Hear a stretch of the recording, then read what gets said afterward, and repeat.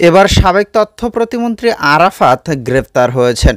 সাবেক তথ্য প্রতিমন্ত্রী মোহাম্মদ এ আরাফাত আটক হয়েছেন মঙ্গলবার ২৭ আগস্ট রাজধানী গুলশান থেকে তাকে আটক করা হয়।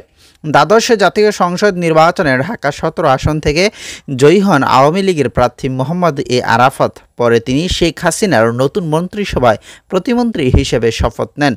ছাত্র জনতার আন্দোলনে মুখে গত ৫ আগস্ট প্রধানমন্ত্রী পদ থেকে পদত্যাগ করে ভারতে পালিয়ে যান শেখ হাসিনা।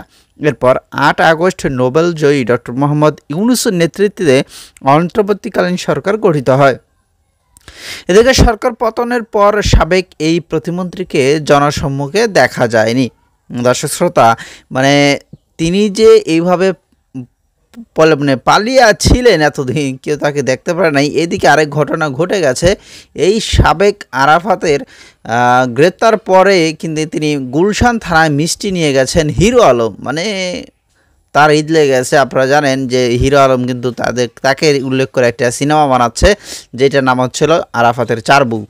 তো ঘটনা কী হয়েছে, আওয়ামী লীগ সরকারের সাবেক তথ্য ও সম্প্রচার প্রতিমন্ত্রী আরাফাত গ্রেফতার হওয়াতেই কন্টেন্ট ক্রিয়েটর হিরো আলম তিনি মিষ্টি নিয়ে গুলশান থানায় রওনা হয়েছেন বলে জানিয়েছেন তিনি।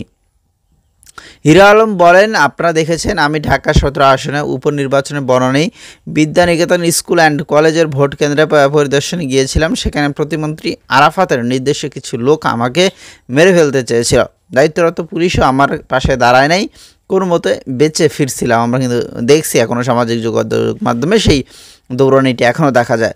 মিষ্টি নিয়ে থানায় কেন, এমন প্রশ্নের জবাবে আলম বলেন, আমি জেনেছি তিনি গুলশান থানায় আছেন, তাই থানার সামনে গিয়ে মিষ্টি বিতরণ করার সিদ্ধান্ত নিয়েছি। এটাই আমার কাছে বড় প্রতিবাদ ও আনন্দের বিষয়।